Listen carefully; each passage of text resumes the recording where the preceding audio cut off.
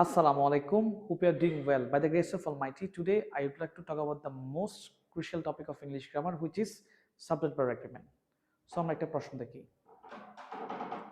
দাবিতে 2014-15 সেশনে একটা প্রশ্ন আসছে, সেটা হচ্ছে the quality of the mangoes ড্যাশকোট। এখন এই প্রশ্নটা সলভ করতে হলে তোমাকে একটা রুল জানা লাগবে, সেটা হচ্ছে অফ।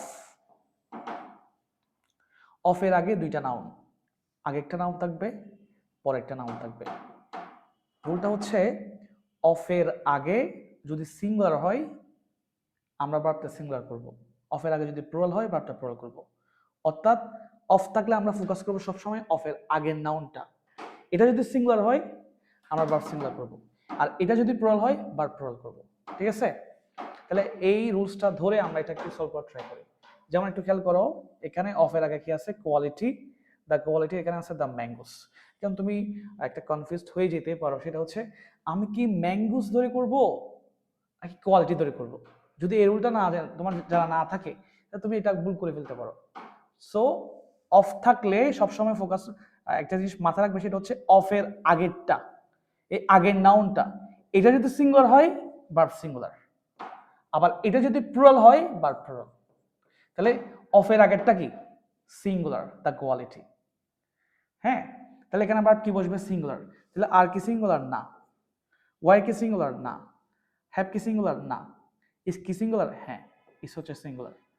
তো অনেকেই ভার্ব সিঙ্গুলার এটা হয়তো বা ধরতে পারো না, তোমাদেরকে জন্য আমি একটা ট্রিক্স দিচ্ছি, সেটা হচ্ছে সাধারণত যে ভার্বের শেষে এস বাই এস থাকে, সাধারণত যে ভার্বের সাথে এস বাই এস থাকে এটা সিঙ্গুলার হয়। যেমন হচ্ছে তো ইজ এস আছে, ওয়াজ এস আছে, হ্যাজ এস আছে, তারপর হচ্ছে তোমার হচ্ছে ডাস, হ্যাঁ ইয়েস আছে, তারপর ধরো একটা নর্মাল ভার্ব হচ্ছে তোমার ইট,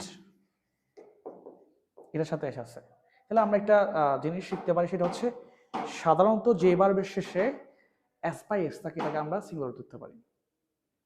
তাহলে এখানে আর এর সাথেও এস বাই এস নাই, ওয়ার এর সাথে এস বাই এস নাই, হ্যাভ এর সাথে এস বাই এস নাই। সেই জন্য এখানে এস বাই এস কার সাথে আছে? এস এস কার সাথে আছে? এস এর সাথে। তাহলে এইটাই হচ্ছে আনসার। অনেকে বা সিঙ্গুলার প্লুরাল ভার্বগুলো চিনো, যারা চিনো তাদের জন্য না, যারা একেবারে না চিনো তাদের জন্য ব্যাপারটা আমি একেবারে সহজ করে বোঝানোর ট্রাই করলাম। তো তোমরা যদি আগের রুলটা বুঝতে পারো, তোমাদের জন্য আমি একটা হোমওয়ার্ক দিচ্ছি, সেটা হচ্ছে the colour of his eyes dash blue. এটা আনসার কি হবে? এটা আনসার কি? আর হবে, ইস হবে, ওয়্যার হবে নাকি হ্যাভ হবে? এটা আনসার কি হবে? তোমরা চাইলে সেটা কমেন্ট বক্সে আনসারটা জানিয়ে দিতে পারো। 2016-17 সেশনে রাজশাহী বিশ্ববিদ্যালয়ে একটা প্রশ্ন এসেছিল, সেটা হচ্ছে one of the boys dash absent স্টারডে। তো এই প্রশ্নটা তুমি যদি সলভ করতে চাও তোমাকে একটা রুলস জানা লাগবে, সেটা হচ্ছে ওয়ান অফ। ওয়ান অফ থাকলে এর পরের নাউনটা প্লুরাল হয় এবং ভার্বটা সিঙ্গুলার হয়। তাহলে ওয়ান অফ থাকলে পরের নাউনটা প্লুরাল হয় এবং ভার্বটা সিঙ্গুলার হয়। তাহলে এখানে যেহেতু প্লুরাল আছে আমাদেরকে ভার্বটার দিকে দেখতে হবে।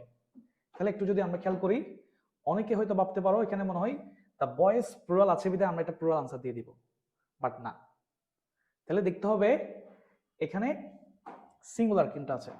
আচ্ছা, ওয়ার কি সিঙ্গুলার? না, এটা প্লুরাল, আনসার হবে না। আচ্ছা, আর কি সিঙ্গুলার? না, আনসার হবে না। আচ্ছা, হ্যাভ কি সিঙ্গুলার? না, আনসার হবে না। তাহলে সিঙ্গুলার কি আছে এখানে? সিঙ্গুলার আছে হচ্ছে ওয়াজ। তাহলে এখানে আনসার হবে ওয়াজ। তাহলে কেন ওয়াজ হবে? ওয়ান অফ এর পরে নাউনটা প্লুরাল হয়, ভার্বটা সিঙ্গুলার হয়। তাহলে ওয়ান অফ এর পরে নাউনটা প্লুরাল হয়েছে, ভার্বটা সিঙ্গুলার হয়েছে। তো তোমরা যদি প্রশ্নটা বুঝে থাকো, তোমাদের জন্য আমি একটা বাড়ির কাজ দিচ্ছি, সেটা হচ্ছে one of my student dash lawyer of supreme court. এটা আনসার কি হবে? এটা আনসার কি ইজ হবে, ওয়্যার হবে, আর হবে নাকি হ্যাভ হবে? অ্যান্সারটা কি হবে তুমি চাইলে আমাকে কমেন্ট বক্সে জানিয়ে দিতে পারো। জিএসটি 2021-22 সেশনে প্রশ্নটা আসছে, সেটা হচ্ছে a number of student dash fail. এই প্রশ্নটা সলভ করতে হলে আমাদেরকে একটা রুলস জানা লাগবে, আর সেটা হলো এ নাম্বার অফ থাকলে নাউনটা প্লুরাল হবে এবং ভার্বটাও প্লুরাল হবে। তাহলে রুলসটা কি? এ নাম্বার অফ হইলে এরপরে নাউনটা প্লুরাল হবে, ভার্বটাও প্লুরাল হবে। ঠিক আছে? তাহলে আমরা একটু দেখি, এখানে অফ স্টুডেন্টস এটা প্লুরাল, ঠিক আছে, তার মানে বাক্যটা ঠিক আছে। হ্যাঁ, তাহলে এখন আমাদের ভার্বটা দেখতে হবে। তাহলে এখানে ভার্ব কি বলতেছে, ভার্ব প্লুরাল হবে। তাহলে ইজ কি প্লুরাল, না। হ্যাজ কি প্লুরাল, না। ওয়াজ কি প্লুরাল, না। তাহলে প্লুরাল কি, হ্যাভ। তো তোমরা যদি আগে রুলটা বুঝে থাকো, তোমাদেরকে আমি একটা প্রশ্ন দিচ্ছি, the number of books dash being stolen from the library, এটা আনসার কি হবে? এটা আনসার কি ইজ হবে, নাকি হ্যাজ হবে, নাকি হ্যাভ হবে, নাকি ওয়াজ হবে? এটা আনসার কি হবে তোমরা কমেন্ট বক্সে চাইলে আনসারটা জানিয়ে দিতে পারো।